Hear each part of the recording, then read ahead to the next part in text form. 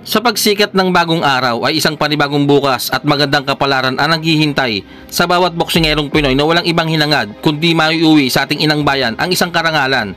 At bagamat halos isang dekada na rin po ang nakakalipas mula nang tapak-tapakan tayo ng mga hapong ito ang lahi ng mga mandirigmang Pinoy sa pakikipagsuntukan sa ibabaw ng parisukat na lona, magmula na maghari sa Bantamweight Division ang tinaguriang monster ng Japan, Naoya the Monster Inoue. At ang isa sana sa Pinoy na pwedeng tumapos sa paghahari nitong si Inoue na walang iba kundi ang tinaguriang angas ng Pinas, John Real Cuadro Alas Casimero, ay tila ba suntok na lang sa buwan kung mangyayari pa. Subalit ganoon pa man mga idol, sa pagpasok ng makabagong henerasyon ng mga batang boksingero ay may batang isang Pinoy na sobrang lakas at may kakaibang talento pagdating sa pakikipagsuntukan.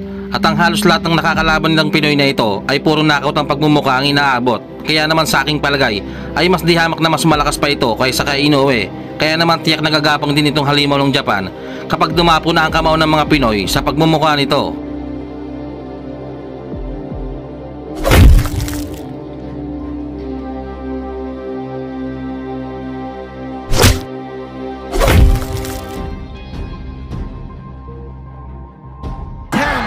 And Pagaling is down and he's gone. He's out. At ang bata nga pong ito na posibleng tumapos sa paghahari ng tinaguriang monster ng Japan, Naoya the Monster Inoue, ay ang tubong General Trias Cavite at kasalukuyang OPBF Bantamweight Champion na walang iba kundi ang tinaguriang loverboy ng Philippine Boxing na si Kenneth Laver. Napaka-promising ng boksingerong ito ang mga idol at masasabi kong malayo talaga ang mararating nito. Dahil sa 15 laban nito sa kanyang professional boxing ay wala ni isa man lang ang nakaligtas dito, na ang ibig sabihin ay puro knockout ang pagmumukha ang inabot ng mga kalaban ng Pinoy sa kanyang mga kamao, ni hindi man lang umaabot sa round 5 ang mga pinaslang nito. At ang matindi pa nga dito mga idol ay ang isa sa kanyang nakalaban ay muntik nang mapatay nitong ating bidang halimaw kung saan ay komotos ang inabot ng kanyang kalaban.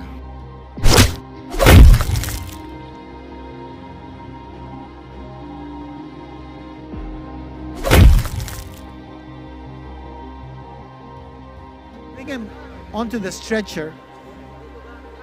At bagamat bagito pa kung maituturing sa larangan ng pakikitigma sa ibabaw ng lona, ay hindi rin talaga matatawaran ang talento ng batang ito pagdating sa sports ng boxing. Kaya naman dahil sa talentong dala ng batang Pinoy ay agad itong nabigyan ng isang mabigat na laban at dito niya na yayanagin ang bansang Japan kung saan dalawa sa kababayan ni Inoue ang tinapos ni Kenneth Laver sa pamamagitan ng knockout sa loob lamang ng isang round. Ika-15 ng Disyembre taong 2025 dumayo sa unang pagkakataon sa bansang Japan ang tinaguriang loverboy ng Pinas na si Kenneth Laver. Dito ay babagay ng ating bida ang isa sa pinakamahusay daw na boksingero ng bansang Japan na si Tulio De Canaduro at siya lamang po ang tanging boksingerong nagpabagsak sa halimaw ng Japan. Kaya naman malaki ang expectation ng mga Japanese boxing fans dito kay De Canaduro. Subalit sa pagsabit ng mismong laban, magugulat silang lahat sa gagawin ng bagitong Pinoy kung saan round 1 lang tatapusin ng Pinoy ang kanilang bakbakan. Center of the ring opens up with the jab. Good opening sequence to para rin hindi makaset up yung kalaban niya from Japan. That is a jab and a straight from Jaber. Good setup with the hook. Papasok and down goes Tulio in the very first round, ladies and gentlemen.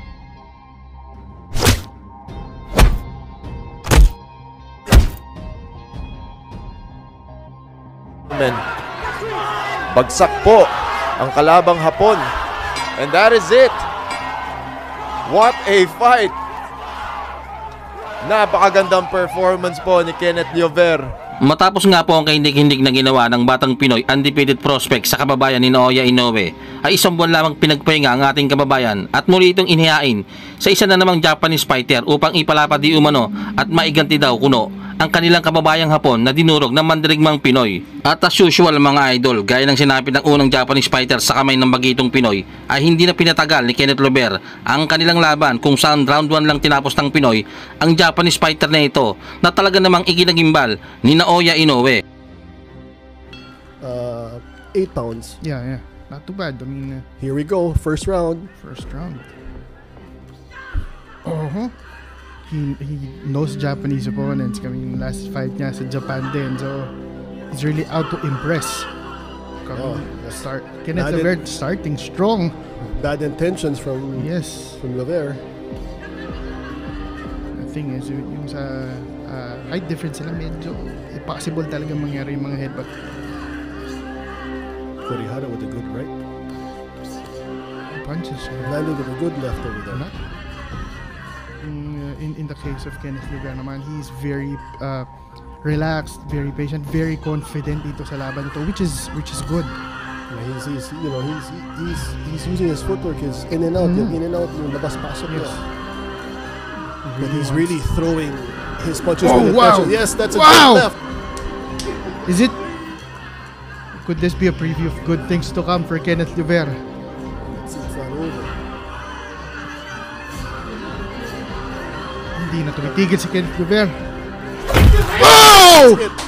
Grabe ganda ng solid left hook na binatawan ni Kenneth Lubera, mga idol. Sa bulsa pangangapon, bagsak ito, pero makakatayo pa naman, kaso groggy na to.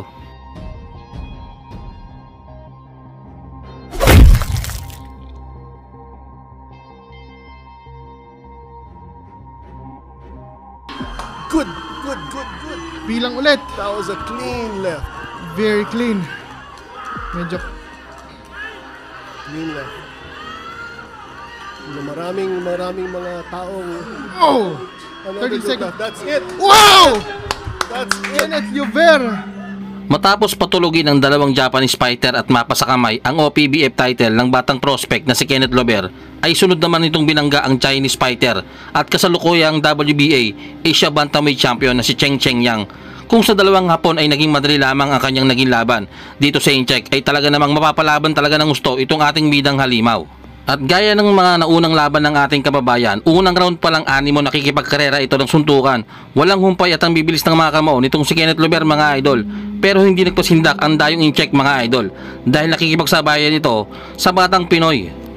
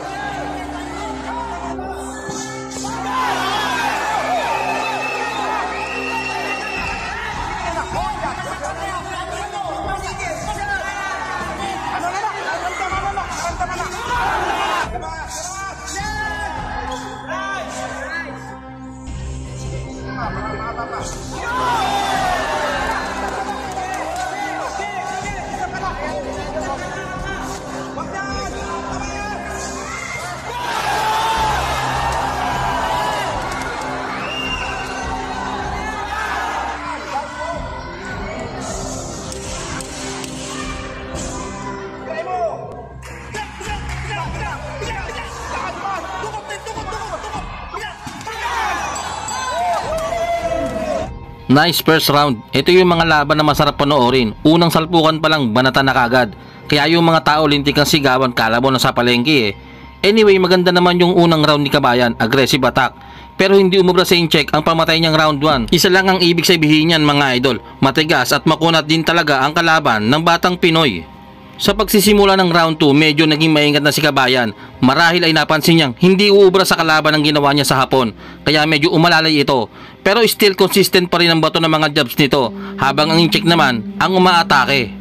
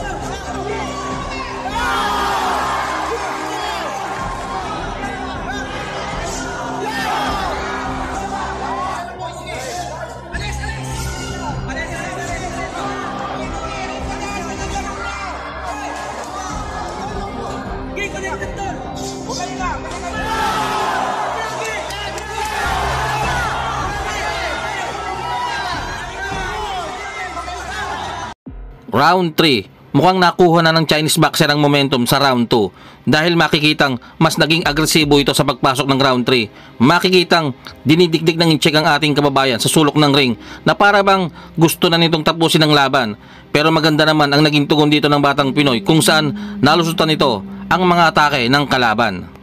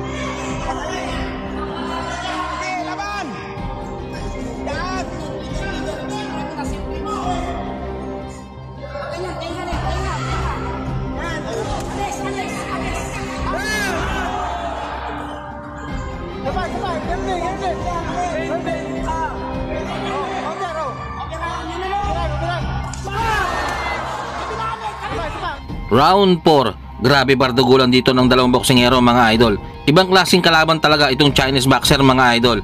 Masasabi kong dito mas nasubukan ng tibay ng ating pambatong Pinoy. Para kasing walang talabang mga suntok ng ating kababayan. Ni hindi malang matinag-tinag eh. Parang kalamay sa kunat.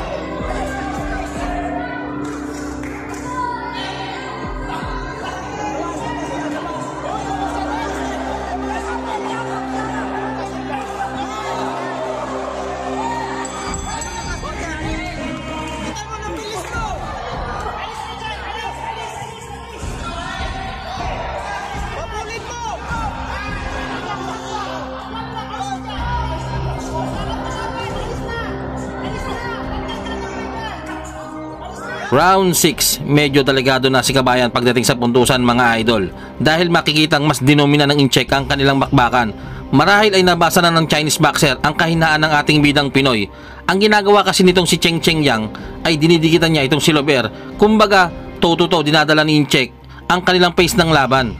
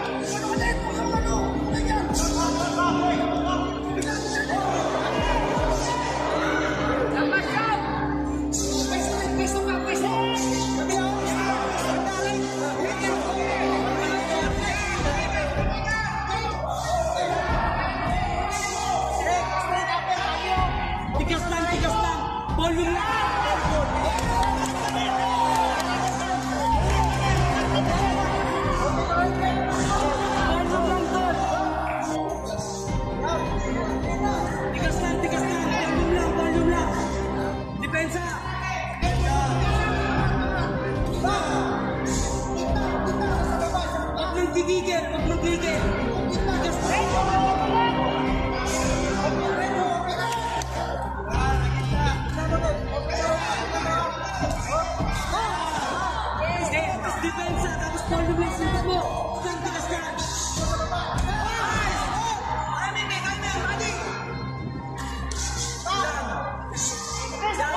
Volume lang, volume lang.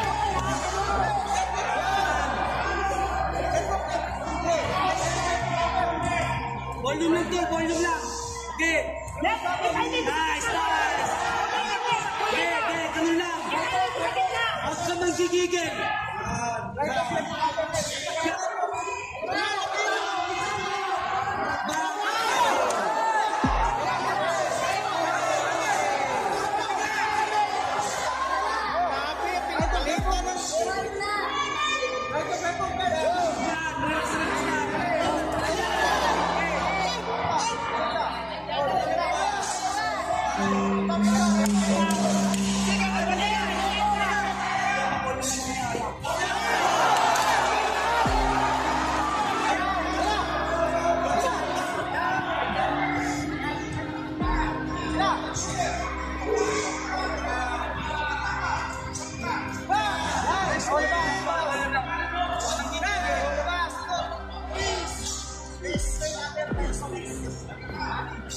Yan. Depensa. Huwag mo wala depensa ha.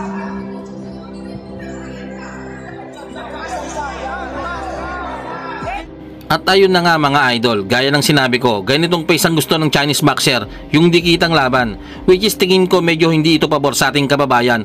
Malakas kasi ang katawan nitong Incheck, kaya kahit anong lakas ng bira ng batang Pinoy ay hindi nito magawang mapataob ang kalaban.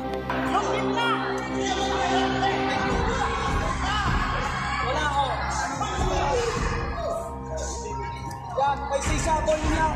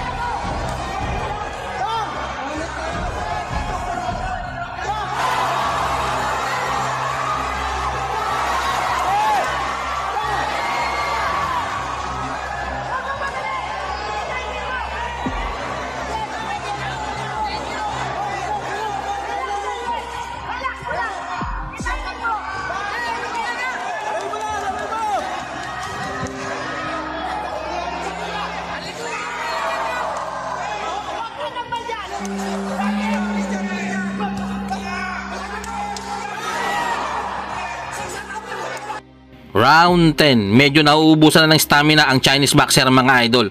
Dahil unti-unti nang iniinda nito ang mga suntok ng batang Pinoy. Ang maganda rin sa ginawa nitong si Lover ay alam niya kung paano mag-a-adjust sa ginawang pressure sa kanyang kalaban.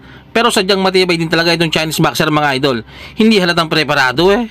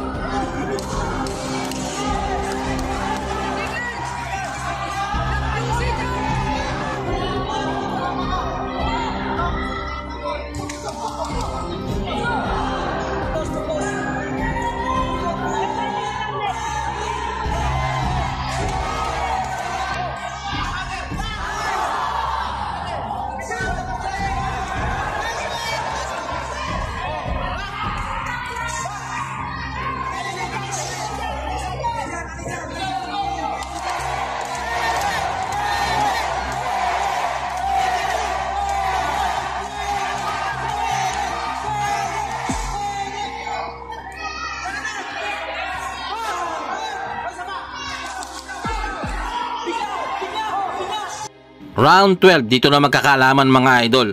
Pero sa aking palagay ay medyo dikit itong kalalabasan ng laban kung aabot man ito sa desisyon. Ibang klase din talaga ang dalang kapangyarihan nitong Chinese boxer. Sobrang tibay, ni hindi malang matinag kahit makikitang puro solid ang mga patamang sinasalo nito sa batang Pinoy.